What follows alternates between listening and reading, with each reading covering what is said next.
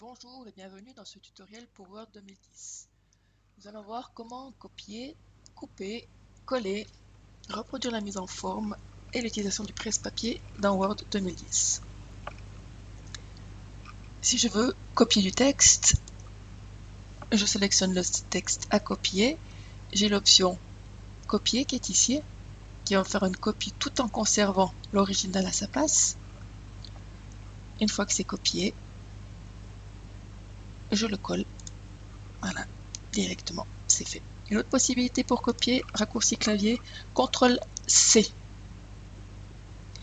Si je veux, cette fois, copier du texte, mais en le supprimant de la source, je vais le couper. Donc ça va le copier, mais le supprimer de l'emplacement où il était. Donc je clique sur couper et je viens le coller comme tout à l'heure, en cliquant simplement sur coller. Le raccourci clavier pour couper, CTRL-X, pour coller, CTRL-V. Si je sélectionne du texte qui a une mise en forme, que je le copie avec CTRL-C, que je viens le réappliquer avec le collage, je peux choisir de conserver la mise en forme source, d'avoir la mise en forme de destination ou de conserver uniquement le texte. Je vais garder la mise en forme source. J'ai mon format qui est resté identique. Si je veux appliquer une mise en forme, j'ai l'option reproduire la mise en forme qui fait aussi l'objet d'un tutoriel plus détaillé. Donc je clique sur mise en forme, sur reproduire la mise en forme et je l'applique.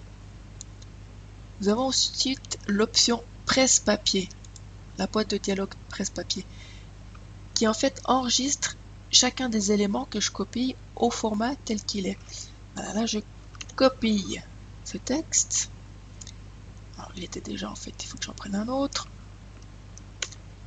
Voilà, chaque fois que je copie un texte avec un format, il vient se rajouter dans mon presse-papier.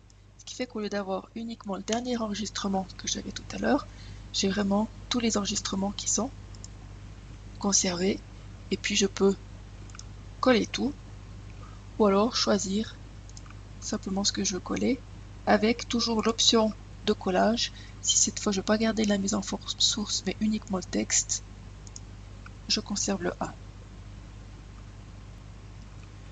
Si je change de programme, par exemple maintenant je vais sur Excel, que je copie une partie du document, voilà, je le copie, que je reviens dans mon document Word,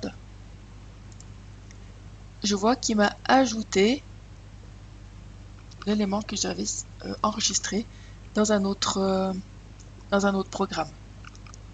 Et de nouveau, je peux choisir de le coller. Voilà, je le colle et j'ai conservé la mise en forme source, utiliser le style de destination ou conserver uniquement le texte. Alors on va prendre l'option d'utiliser les styles de destination. Selon les éléments que je copie, j'aurai d'autres options encore de collage. Par exemple, je retourne dans Excel, je vais chercher un graphique. Voilà, je copie mon graphique des ventes de France avec CTRL-C. Je reviens dans Word. Voilà, j'ai mon graphique qui est maintenant ici. Je lui propose de me le coller et je vois que j'ai d'autres options que tout à l'heure. Donc, je peux utiliser le thème de destination et incorporer le classeur, ce qui veut dire que le classeur Excel sera directement avec le fichier Word. Il n'y aura plus de lien entre Excel et Word. Si je voulais conserver le lien entre Excel et Word, c'est-à-dire que les modifications apportées dans Excel se reproduisent dans Word, je devrais utiliser le thème de destination avec le lien entre les données. Donc je peux aussi conserver la mise en forme source et incorporer le classeur, idem, mais cette fois en gardant le lien avec Excel, ou encore le coller comme une image. Je choisis cette dernière option. Voilà, c'est une image et j'ai l'outil image qui s'affiche. Je vous remercie de votre attention.